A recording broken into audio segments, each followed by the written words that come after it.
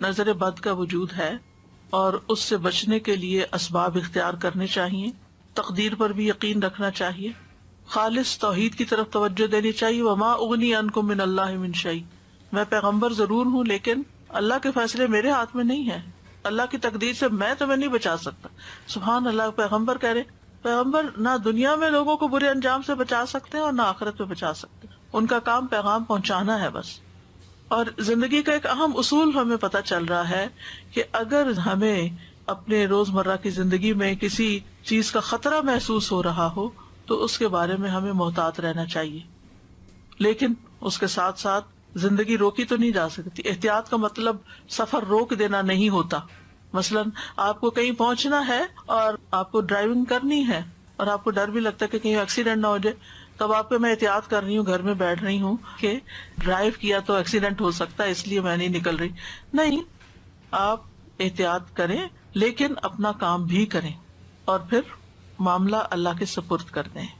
تو بہرحال یہ تھا نظر بد کے بارے میں قرآن سے جو حکم ہمیں ملتا ہے یا واقعہ ہمیں ملتا ہے، اور اسی طرح جو نبی صلی اللہ علیہ وسلم کے ساتھ کفار معاملہ کر رہے تھے. تو ان ساری باتوں سے یہ پتہ چلتا ہے کہ بہرحال نظر بد کا ایک وجود ہے اور یہ لوگوں پر اثر انداز ہوتی ہے. اب اس کی کچھ قسمیں ہیں. پہلی ہے مخلوق کے اعتبار سے نظر کی اقسام. مخلوق کے اعتبار سے جس میں انسانوں کی بھی نظر لگتی ہے، جنوں کی بھی لگتی ہے، جانوروں کی بھی لگتی ہے. جی، انسانی نظر، جناتی نظر اور حیوانی نظر. انسانی نظر میں ام سلمہ سے مروی ہے کہ ان کے گھر میں ایک لڑکی دیکھی گئی جس کے چہرے پہ کالے دھبے پڑ گئے تھے. تو نبی صلی اللہ علیہ وسلم نے دیکھ کے فرمایا اس پہ دم کرو کیونکہ اسے نظر لگ گئی ہے، یعنی اس کا رنگ خراب ہو گیا ہے. پھر جنات کی نظر، جیسے انسان نظر لگاتے ہیں ایسے جن بھی انسانوں کو دیکھتے ہیں. انہم یراکم هو وقبیلہ من حیث لا ترونہم، ہم انہیں نہیں دیکھ سکتے، وہ ہمیں دیکھ رہے ہوتے ہیں. اسی لیے جب آپ واش روم جاتے ہیں تو اس وقت بھی دعا پڑھ کے جاتے ہیں، کپڑے بدلتے ہیں، بسم اللہ پڑھ کے بدلتے ہیں تاکہ ان کی نظر آپ کے ننگے جسم پر نہ پڑے.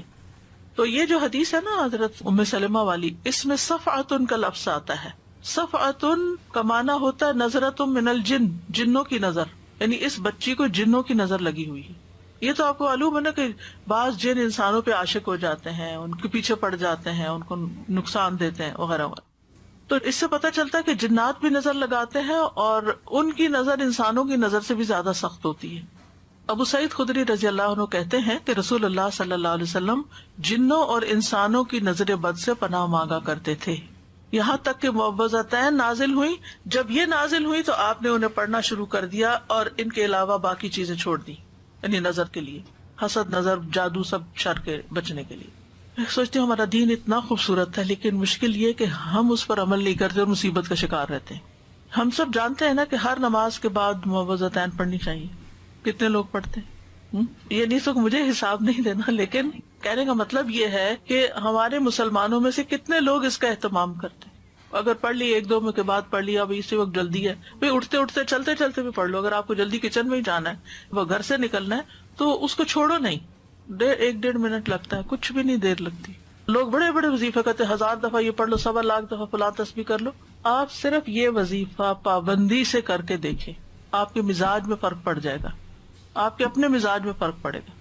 کیونکہ ہر انسان کسی نہ کسی طرح، آب و ہوا میں پولوشن ہے، پھر لوگوں کی نظریں ہیں، لوگوں کی باتیں ہیں، طرح طرح کے مسائل ہیں، یہ ساری چیزیں مل کے انسان کو اندر سے گھٹا ہوا کر دیتی ہیں، اس کی صلاحیتوں کو بند کر دیتی ہیں، اور انسان کے اندر کچھ خوف، توہمات اور پتہ نہیں کیا کچھ پیدا ہو جاتا ہے، حتیٰ کہ انسان بیکار ہو جاتا ہے. لیکن اگر آپ ہر نماز کے بعد توجہ کے ساتھ یہ پڑھ کے، اگر آپ کو زیادہ پریشانی ہے، یعنی کوئی طبیعت جیسے خراب ہے، تو ہاتھوں پہ پڑھ کے سر سے لے کے پورے جسم پر ہاتھ پھیرے، جھاڑے خود کو. اگر دل زیادہ غمگین ہے تو صرف دل کے مقام پر پڑھ کے جھاڑ دیں. اور اگر ٹھیک ہے، ماشاءاللہ صحیح سلامت ہے، اللہ ہمیشہ ایسے رکھے، تو آپ ویسے ہی پڑھیں، یہ سنت ہے، ثواب سمجھ کے پڑھیں. اگر ہم سنتوں کا اہتمام شروع کر دیں نا تو ہمارے بہت سے مسائل خود بخود حل ہو جائیں. ہمیں دین میں کوئی بھی چیز بے وجہ نہیں سکھائی گئی کہ اس وقت یہ کام کر لو اور اس وقت یہ کر لو. ہر ایک چیز کا ایک مقصد ہے. وَلَٰكِنَّ أَكْثَرَ النَّاسِ لَا يَعْلَمُونَ، لہٰذا وہ مشکلات کا شکار رہتے ہیں. پھر آپ دیکھیے کہ تیسری ہے حیوانی نظر. جیسے آپ نے گھر میں پیٹ رکھا، بلی ہے مثلا. اچھا، اب یہ ہے آپ خود کھانا کھا رہے ہیں، اب بلی آپ یوں بیٹھ کے دیکھ رہی ہے، تو آپ دیکھیں کہ ان کو تو دکھ ہوگا کہ مجھے کیوں نہیں دے رہے. مجھے تو وہ ایک بدمزہ کھانا دے دیتے ہیں اور خود مزے مزے کے خوشبو والے کھانے کھاتے ہیں. تو اسی طرح کو طوطا، کبھی طوطا چشم سنا ہے؟ طوطا رکھا ہوا آپ نے گھر میں، تو وہ آپ کو گھور گھور کے دیکھ رہا ہے. تو ان کی نظروں کا بھی شر ہوتا ہے جب وہ آپ سے ناراض ہوتے ہیں. مرغیاں رکھی ہوئی ہیں یا اور اسی طرح کے جانور ہو سکتے ہیں، تو ان سب کو بھی خوش رکھنا اور ان کے بھی شر سے محفوظ رہنا جو ہے وہ بھی ایک کام ہوتا ہے. کچھ لوگ کتا پال لیتے. ہم نے کبھی سوچا کہ کیوں منع کیا کہ کتا اندر نہ رکھو؟ کوئی وجہ ہوگی نا، کوئی اس کا نقصان یا شر ہوگا نا جس کی وجہ سے ہمیں منع کیا گیا. لعاب دہن کا تو ہم سب کو پتہ ہی ہے کہ اس کے اندر ایسی چیزیں ہیں کہ جو نقصان دیتی ہیں، لیکن اس کے علاوہ اس کی نگاہوں کا بھی شر ہو سکتا ہے، اور یہ بھی اس کی فطرت کے ہو سکتا ہے کسی وقت وہ غصے میں آ جائے اور آپ ہی کو چیٹ پھاڑ کرے. تو یعنی کہ آرگیومنٹ ہر وقت نہیں کرنی چاہیے، یہ کیوں منع کر دیا، ہمارے دین میں تو یہ بھی منع ہے اور وہ بھی منع ہے، زندگی مشکل ہے. بھئی کوئی تمہارے ہی فائدے کے لیے منع ہے، جو چیزیں منع ہے ان کو اللہ نے اس لیے نہیں بنایا کہ تم اپنے گھر میں رکھو ان کو، انہیں کسی اور کام کے لیے بنایا. بہرحال تو دوسرا ہے تاثیر کے اعتبار سے نظر کی اقسام، جس میں ایک خوشی یا تعجب والی نظر ہوتی ہے. جیسے آپ اپنے بچے کو دیکھتے ہیں کہ ماشاءاللہ بہت اچھا ہے، پیارا ہے، اور آپ کی ہر بات مان لیتا ہے، نماز بھی پڑھ لیتا ہے اور بھی کام کرتا جا رہا ہے، تو آپ بہت خوش ہو جاتے ہیں اس سے، اور یکا یک بگڑ کے بیٹھ جاتا ہے، نمازیں چھوڑ دیتا ہے، غلط سلط کام کرنے لگتا ہے، تو آپ کو سمجھ نہیں آتی کہ اس کو کیا ہو گیا. کئی ماؤں کو آپ نے کہتے ہوئے سنا گا یہ میرا بچہ سب سے شریف بچہ تھا اور یہی مجھے سب سے زیادہ ستا رہا ہے. تو اس میں ایک وجہ ہو سکتی ہے کہ یعنی نظر لگی ہوئی اور آپ ہی کی اپنی ہی لگی ہوئی. وہ حسد کی نظر نہیں ہوتی، وہ پیار کی نظر اور تعجب کی نظر، خوشی کی نظر، کیونکہ آپ نے جب دیکھا تو اللہ کا نام نہیں لیا، بارک اللہ نہیں کہا، کوئی دعا نہیں دی، الحمدللہ نہیں کہا. کیونکہ جب ہمیں نعمتیں اوپر تلے ملنے لگتی ہیں نا تو ہم سمجھتے ہیں کہ یہ ہماری کوششوں کا نتیجہ ہے، یا ہمیں الحمدللہ کہنے کی توفیق نہیں اس وقت ہوتی، یا بارک اللہ نہیں کہتے، یا لا حول ولا قوة ماشاء اللہ نہیں کہتے. وہ باغ والے کا قصہ سورۃ الکہف میں آتا ہے نا، تو اللہ تعالیٰ فرماتے ہیں وَلَوْلَا إِذْ دَخَلْتَ جَنَّتَكَ قُلْتَ مَا شَاءَ اللَّهُ لَا قُوَّةَ إِلَّا بِاللَّهِ إِن تَرَنِي أَنَا أَقَلَّ مِنْكَ مَالًا وَوَلَدًا. جب تو اپنے باغ میں داخل ہوا تو نے یہ کیوں نہ کہا ما شاء اللہ لا قوت الا باللہ. اپنا باغ ہے، اپنا گھر ہے. کبھی ایسا ہوتا ہے نا کہ آپ سارا گھر خوب صاف کر لیتے ہیں، چمک اٹھتا ہے، آپ ہر چیز نئے سرے سے جگہ بدل کے رکھتے ہیں، تو ایسا لگتا ہے کہ نئے گھر میں آ گئے. تو اس وقت ہم دیکھا میں نے کتنی محنت کی، دیکھا میں جب دل خوش ہو تو ماشاء اللہ کہیں، اپنا گھر دیکھ کے بھی ماشاء اللہ کہیں، اپنی شکل دیکھ کے ماشاء اللہ کہیں اگر بہت اچھی لگ رہی. اکثر لوگوں کو شکوہ ہی رہتا ہے. پھر اسی طرح محبت کرنے والے کی نظر لگنا. ابن حجر کہتے ہیں نظر کبھی خوشی اور تعجب کی صورت میں بھی لگ جاتی ہے، اگرچہ وہ حسد کے بغیر ہی کیوں نہ ہو، اگرچہ وہ کسی محبت کرنے والے کی طرف سے ہو، اگرچہ وہ کسی نیک آدمی کی طرف سے ہو. اور اگر کسی آدمی کو کوئی چیز اچھی لگے تو اس کو فوراً اس چیز کے لیے برکت کی دعا کرنی چاہیے جو اس کو اچھی لگی ہے، یہ اس کی طرف سے دم ہو جائے گا. یعنی کسی نے کوئی اچھی بات کہی، کوئی اچھا کام کیا، فوراً کہیں بارک اللہ فیکم، اللہ تمہیں برکتیں دے، تاکہ وہ جو اچھا کر رہا ہے نا اس میں اور اضافہ ہو جائے، یہ نہ ہو کہ وہ پہلا بھی ہاتھ سے جائے. پھر ہے حسد کرنے والے کی نظر. یہ جو نظر بد ہے یہ حاسد اور خبیث نفس سے نکلتی ہے، اس کا مالک بھی خبیث ہوتا ہے، ایسی نظر والا. اور اس میں اصل میں نعمت کے ختم ہونے کی خواہش ہوتی ہے جو اللہ نے محسود کو دی ہے. جیسے اہل کتاب نبی صلی اللہ علیہ وسلم سے حسد رکھتے تھے اور کیا چاہتے تھے، لو یردونکم من بعد ایمانکم کفارا حسدا من عند انفسہم من بعد ما تبین لہم الحق. یعنی وہ کیا چاہتے ہیں کہ تمہارے ایمان کے بعد پھر سے تمہیں کافر بنا دیں اپنے دلوں کے حسد کی وجہ سے، اس کے بعد کہ حق ان کے لیے خوب واضح ہو چکا ہے. پھر ایک ہے بیمار کر دینے والی نظر، اور یہ وہ نظر ہے کہ جس کے لگنے سے انسان کے اندر جسمانی بھی اور روحانی بیماریاں پیدا ہو سکتی ہیں. نبی صلی اللہ علیہ وسلم نے فرمایا بے شک نظر بد آدمی کو اللہ کے حکم سے دیوانہ کر دیتی، مجنون کر دیتی ہے، نفسیاتی مریض بنا دیتی ہے. پھر ہے العین المعطلہ متلفہ، کسی خاص عضو کو بیکار کر دینے والی نظر. یعنی جسم کا کوئی حصہ بہت خوبصورت کسی کو لگ رہا ہے اور وہ دیکھتا ہے تو وہ حصہ کام کرنا چھوڑ دیتا ہے، شل ہو جاتا ہے یا بیکار ہو جاتا ہے. پھر آگ والی نظر، مہلک نظر، اور یہ وہ قسم ہے کہ جس کو لگتی ہے اس کے اوپر فوری شدید ترین اثر ہوتا ہے. اسمائی کہتے ہیں میں نے ایک آدمی کو دیکھا، اس کی نظر بہت کثرت سے لگتی تھی.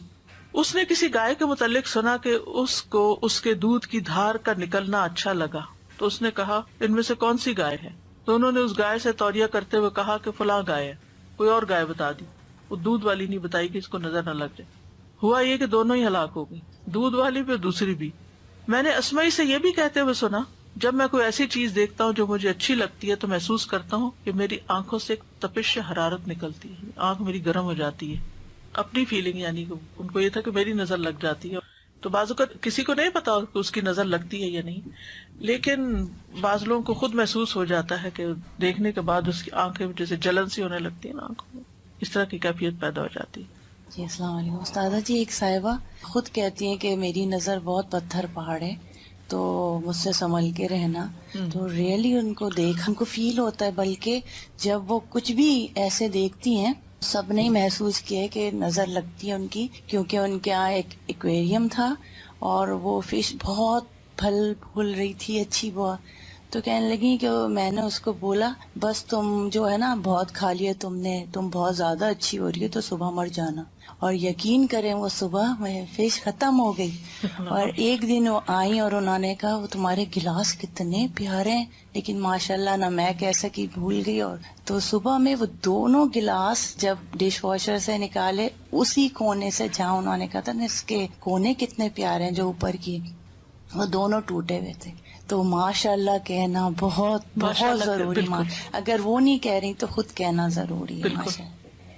اب نظر لگنے کی وجوہات کیا ہوتی ہیں؟ پہلی بات یہ کہ جو کچھ ہوتا ہے اللہ کے حکم سے ہوتا ہے. ان الحکم الا للہ.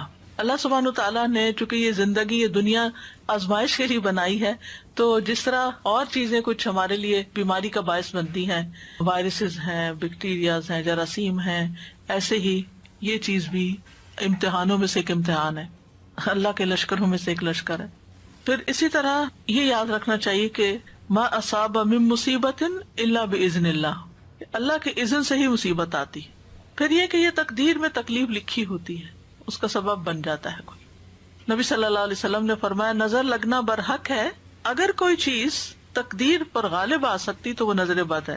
ایک وجہ یہ بھی ہے کہ انسان کی زندگی میں اذکار اور تلاوت اور اللہ کے نام کی کمی ہوتی ہے. ابن قیم کہتے ہیں کہ نظر بد ایک قسم کے تیر ہوتے ہیں جو محسود اور معیون کی طرف حاسد یعنی حسد کرنے والے اور نظر لگانے والے کے نفس سے نکلتے ہیں. کبھی ان کا نشانہ لگ جاتا ہے, کبھی خطا ہو جاتا ہے. پھر اگر یہ تیر اس کو ننگا پاتے ہیں, اس پر کوئی بچاؤ کا سامان نہیں, یعنی اذکار وغیرہ کی کوئی لیئر نہیں, اور یہ کہ صبح شام کے اذکار کی حفاظت کرنے والا نہیں, تو تیر اس کو لگ جاتا ہے اور اس پر اثر انداز ہو جاتا ہے. پھر اسی طرح یہ ہے کہ بعض اوقات اذکار وغیرہ پڑھنے کے باوجود بھی نظر لگ جاتی, اور وہ انسان کا امتحان ہوتا ہے, تقدیر ہوتی ہے, آزمائش ہوتی ہے. اب اس کی علامات کیا ہوتی ہیں؟ کچھ تو جسمانی عوارض ہوتے ہیں, یعنی بیماریاں ہوتی ہیں, جیسے چہرے پہ دھبے پڑ جانا. وہ حضرت ام سلمہ والی حدیث میں جس بچی کے چہرے پر دھبے تھے سیاہ, تو نبی صلی اللہ علیہ وسلم نے اس کے لیے دم کرنے کا کہا. پھر بلا وجہ رونا آتے جانا, جیسے بچے بلا وجہ روتے چاہتے روتے, انہیں اٹھا رہے ہیں, بہلا رہے ہیں, کھلا رہے ہیں, پلا رہے ہیں, کچھ دے رہے ہیں, ان کو اثر ہی نہیں. اللہ اکبر. شاید آپ کو بھی کبھی یہ واقعہ پیش آیا ہو, بڑا بھی ہو سکتا ہے نا, بے وجہ رونا آتا چلا جاتا ہے, آتا چلا جاتا ہوتا ہے نا. یہ جو بچوں کا بلا وجہ روتے جانا, اس کی دلیل یہ ہے کہ ایک مرتبہ نبی صلی اللہ علیہ وسلم تشریف لائے تو ایک بچے کے رونے کی آواز سنی. فرمایا یہ بچہ کیوں رو رہا ہے؟ کیا تم نے اس کو نظر بد کا دم نہیں کروایا؟ یعنی اس کو نظر لگی ہوئی ہے اس لیے رو رہا ہے. پھر بچوں کا کمزور ہو جانا, سب کچھ کھا رہے ہیں, پی رہے ہیں, بڑھ ہی نہیں رہے. آپ صلی اللہ علیہ وسلم نے اسماء بنت امیس سے کہا کیا بات ہے, میں اپنے بھائی یعنی جعفر کے بیٹوں کے جسموں کو دبلا پتلا دیکھتا ہوں, کیا انہیں فقر و فاقہ رہتا ہے؟ انہوں نے کہا نہیں, بلکہ انہیں نظر بد بہت جلد لگ جاتی ہے. آپ نے فرمایا انہیں دم کرو. انہوں نے آپ کے سامنے چند کلمات پیش کیے تو آپ نے فرمایا انہیں دم کرو. یہ ٹھیک ہے, یہ پڑھ کے دم کر دو. پھر اسی طرح بعض اوقات گرنا اور پھسلنا, یعنی آپ چل رہے ہیں, ٹھیک ٹھاک چل رہے ہیں, جیسے اس دن کسی بہن نے کہا تھا کہ ان کا پاؤں فریکچر ہو گیا تھا چلتے چلتے, یا اسی طرح انسان گر پڑتا چلتے ہوئے, یا اوپر سے پھسل جاتا ہے, یا کوئی بھی ایسی وجہ بھی بن جاتی, یعنی ٹھیک چل رہا ہوتا ہے معاملہ اور اچانک بے وجہ کوئی ایسی مصیبت آ پڑتی ہے. رسول اللہ صلی اللہ علیہ وسلم نے فرمایا بے شک نظر آدمی کو دیوانہ کر دیتی ہے اللہ کے حکم سے, حتیٰ کہ کبھی ایسا ہوتا ہے کہ وہ اونچی جگہ پر چڑھتا ہے پھر وہاں سے گر پڑتا ہے. ابن عباس کہتے ہیں نبی صلی اللہ علیہ وسلم نے فرمایا نظر کا لگ جانا برحق ہے اور یہ اوپر چڑھنے والے کو پھسلا دیتی ہے. کبھی جان خطرے میں پڑ جاتی, شدید بیماری لاحق ہو جاتی ہے. عبداللہ بن عامر کہتے ہیں کہ عامر بن ربیہ اور سہل بن حنیف یا حنیف دونوں غسل کرنے کے ارادے سے نکلے. وہ کوئی اوٹ تلاش کر رہے تھے کہ چھپ کے ذرا نہا لیں. سہل نے اون کا جبہ اتارا. عامر کہتے ہیں میں نے اسے دیکھا تو اسے میری نظر لگ گئی. وہ پانی میں اتر کر نہانے لگ گیا. میں نے پانی میں اس کے بڑبڑانے کی آواز سنی. میں اس کے پاس آیا, 3 دفعہ آواز دی, اس نے جواب نہ دیا. پھر میں نبی صلی اللہ علیہ وسلم کے پاس آیا اور ساری بات بتائی. آپ تشریف لائے اور پانی میں داخل ہو گئے. گویا میں اب بھی آپ کی پنڈلیوں کی سفیدی دیکھ رہا ہوں. آپ نے اس کے سینے پر 3 دفعہ ہاتھ مارا, پھر یہ دعا دی, اللہم اذہب عنہ حرہا وبردہا ووصبہا, اے اللہ اس کی گرمی اور سردی اور بیماری اور لاغری دور کر دے.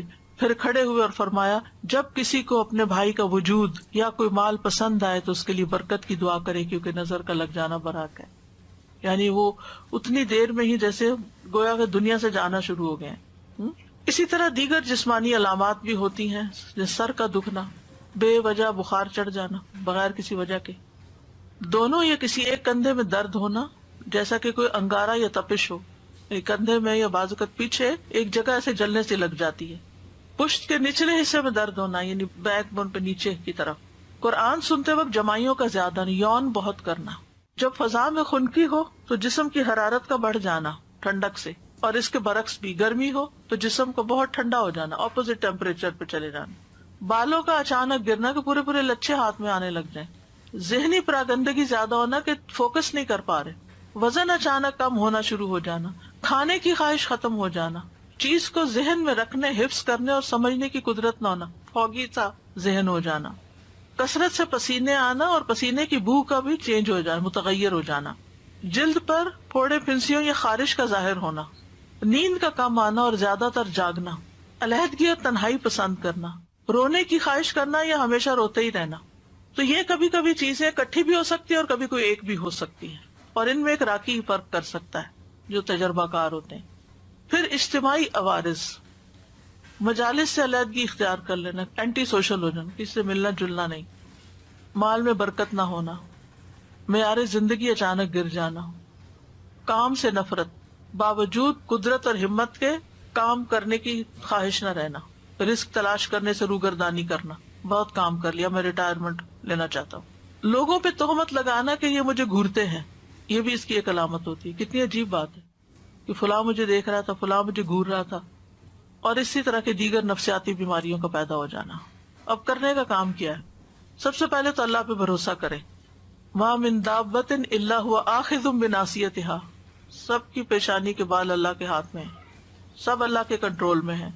حسبی اللہ لا الہ الا هو علیہ توکلت وہو رب العرش العظیم.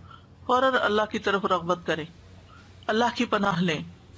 نبی صلی اللہ علیہ وسلم نے فرمایا اللہ تعالیٰ سے نظر لگنے سے پناہ مانگو, جیسے ہم اور چیزوں سے مانگتے ہیں نا پناہ کہ ان سے بچا اللہ تعالیٰ ہمیں, تو اس سے بھی بچنے کی دعا کرنی چاہیے, کیونکہ نظر کا لگ جانا برحق ہے.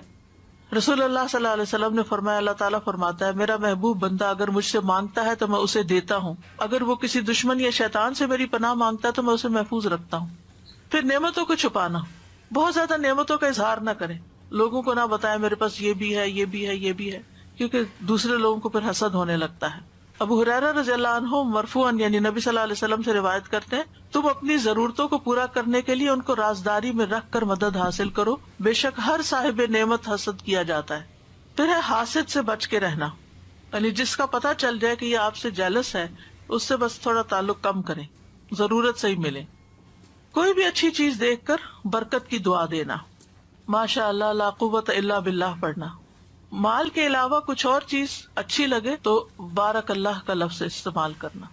مال اچھا لگے, گھر اچھا لگے تو ماشاء اللہ لا قوت الا باللہ, لیکن اگر اس کے علاوہ کوئی چیزیں اچھی لگے تو اللہ برکت دے, بارک اللہ فیکم بارک علیکم. اسی طرح دنیا کی اگر کوئی چیز بہت اچھی لگ رہی ہے تو آخرت کو یاد کریں, لبیک ان العیش عیش الاخرہ, اصل زندگی تو آخرت کی زندگی ہے, یہ تو ختم ہو جانے والی ہے. اگر کسی کے پاس ہے بھی تو کتنے دن کے لیے. کسی کو بیمار دیکھیں تو دعا پڑھے الحمدللہ الذی عافانی مما ابتلاک بہ وفضلنی علی کثیر ممن خلق تفضیلا. پھر شرکیہ کاموں سے بچنا, نظر اتارنے کے لیے ایسے کام نہیں کرنا کہ جس میں شرک ہو. پھر کچھ لوگوں سے بچ کے رہنا جن کے یہ خصائص ہوں, لیکن کچھ لوگ ایسے ہوتے ہیں جو آپ کے والدین بھی ہو سکتے ہیں، ان میں سے کوئی آپ کے بچے ہو سکتے ہیں، بہن بھائی ہو سکتے ہیں، رشتے نہیں کاٹنے، لیکن ڈسٹنس، محتاط۔ نمبر 1 ایسا شخص بہت شکایتیں کرنے والا، جس کو ہر ایک سے شکایت ہو، اس سے بچ کے رہیں، اس سے دور رہیں، کیونکہ وہ آپ کو بیمار کر دے گا ہر وقت منفی باتیں کر کر کے۔ نمبر 2 عربی میں کہتے ہیں مصاص السعادہ، جو آپ کی خوشی کو سک کر لے، خوشیاں سک کر لینے والے۔ وہ کیسے کرتے ہیں؟ یعنی آپ کے خوش ہونے کا وقت ہے، وہ کوئی ایسی بات کریں گے کہ آپ کی خوشی دری کی دری رہ جائے گی۔ اور یہ ایک دفعہ نہیں، کئی دفعہ آپ تجربہ کر چکے ہیں کہ آپ کو اللہ نے کوئی نعمت دی ہے، کوئی گھر دیا ہے، اولاد دی ہے، کوئی ڈگری دی ہے، کوئی چیز جو دنیا کی نعمتیں ہیں، اب وہ پہنچ جاتے ہیں، مثلا ہمیں تو تم نے پوچھا ہی نہیں تھا، ہمیں تو بتایا ہی نہیں تھا، یعنی ایسی بات کریں گے کہ آپ بھول ہی جائیں گے کہ آپ نے کس لیے لوگوں کو انوائٹ کیا تھا۔ پھر شک کرنے والے لوگ، جو آپ کی ہر چیز پر شک کریں، آپ کہاں تھے، آپ کیا کر رہے تھے، آپ نے یہ کیوں کیا۔ اور خاص طور پر اگر ہسبینڈ شکی ہو یا بیوی، یہ نہیں صرف ہسبینڈ ہوتے ہیں، یقین کریں میں نے عورتوں کو زیادہ دیکھا ہے مردوں پہ شک کرتے ہوئے۔ کئی خواتین نے یہ مسئلہ مجھ سے پوچھا کہ ہم اپنے ہسبینڈ کے موبائل چیک کرتے ہیں، ایجنٹ ہو کے، اگر آپ کو مصیبت میں پڑنا ہے تو کر لیں چیک۔ یعنی اپنے آپ کو خود پریشان کرنے والی بات ہے نا، تجسس کیوں کرتے ہیں؟ کوئی کام ہو سکتا ہے، کوئی بات ہو سکتی ہے، لیو اٹ، اللہ پہ توکل کریں۔ نمبر 4 آپ کو کنٹرول کرنے والے، ان لوگوں سے بھی بچ کے رہیں۔ کچھ لوگ یعنی کہ آپ کو اپنی مرضی سے سانس بھی نہ لینا دینا چاہیں، ہر وقت وہ آپ کے اوپر ایک یعنی اعتراض شروع کر دیں گے کہ آپ نے یہ کیوں کیا، آپ وہاں کیوں جا رہے ہیں، یہ کرنے کی کیا ضرورت ہے، یعنی وہ چاہتے ہیں ہر چیز ان کی مرضی کے مطابق ہو۔ پھر کمیونیکیٹ نہ کرنے والے، یعنی آپ کے ساتھ کنورسیشن نہیں کرتے، آپ کے ساتھ تعلق ہے، آپ سے بات نہیں کرتے، آپ کے پیچھے پیچھے باتیں کرتے ہیں۔ یعنی آپ ان سے کوئی بات کرنا چاہتے ہیں، وہ آگے سے کچھ اور، آپ کچھ کہہ رہے ہیں، وہ کچھ اور کہہ رہے ہیں، عجیب تماشا ہے۔ یعنی ایسی ڈسپیرٹی ہے کہ نہ آپ کی بات ان کو سمجھ آ رہی، نہ ان کی آپ کو سمجھ آ رہی۔ پھر وہ لوگ جو بہت زیادہ اپنے آپ کو ڈیفینڈ کرتے ہیں، میرا یہ مقصد نہیں تھا، میں نے اس لیے نہیں کیا، میں نے وہ نہیں کیا، میں نے، اس میں بھی انسان پریشان ہوتا ہے کہ بھئی میں نے تو پوچھا ہی نہیں کہ آپ نے کیوں کیا، کیوں نہیں کیا۔ پھر اسی طرح حسد کرنے والے، یعنی جو لوگ آپ سے حسد کرتے ہیں ان سے بھی بچ کر رہیں، یعنی کم ملے ان سے، اپنی نعمتوں کا ان کے سامنے تذکرہ نہ کریں۔ پھر من چلے سے لوگ جو ہر وقت انہیں کوئی کسی ایک بات پر نہ رہیں، ہر وقت اپنا سٹینس بدل دیں۔ نان سیریس بھی ہو سکتے ہیں، لیکن یعنی آپ ان کو ایک بات کہتے ہیں، وہ کہتے ہیں ہاں ٹھیک ہے، پھر تھوڑی دیر میں وہ کہیں اور جاتے ہیں، وہاں سے کچھ اور سن کے آ جاتے ہیں، پھر آپ کو کہتے ہیں نہیں یہ ٹھیک نہیں ہے، یعنی کوئی استقامت نہیں زندگی میں۔ آپ ان پہ ٹرسٹ نہیں کر سکتے کہ آپ ان کو کوئی کام دیں گے، کوئی رسپانسبلٹی دیں گے تو وہ کچھ کریں گے، وہ لیک آف میچورٹی سے ہوتا ہے۔ پھر بخیل، کچھ خرچ نہ کرنا چاہیں۔ پھر ایکسپلائٹرز، آپ کو ایکسپلائٹ کرنے والے، آپ کو جانے بغیر آپ کی غیبت کرنے والے، ایسے لوگوں سے متھا نہ لگائیں۔ یا کسی کو جانے بغیر، مثلا نہ آپ کسی پولیٹیشین کو جانتے ہیں، نہ آپ کبھی اس سے ملے ہیں، نہ آپ کو کوئی حقیقت پتا ہے، جھوٹے پروپیگنڈے سن کے آپ بھی ساتھ شامل ہو جاتے ہیں، فلاں چور ہے، فلاں ایسا، فلاں ویسا۔ یہ آپ نے کون سی چیز دیکھی تھی، آپ کی آنکھوں نے دیکھی تھی یا کانوں نے اس کے منہ سے کچھ سنا تھا، فرسٹ ہینڈ انفارمیشن کیا آپ کے پاس؟ اس قسم کے لوگ جو لوگوں کی برائیاں آپ سے آ کے کریں، ان سے بھی بچ کے رہیں۔ تو یہ سارے لوگ کسی نہ کسی طرح آپ کی زندگی کو حرام کر دیتے ہیں۔ پھر آپ کہیں گے جائیں کہاں؟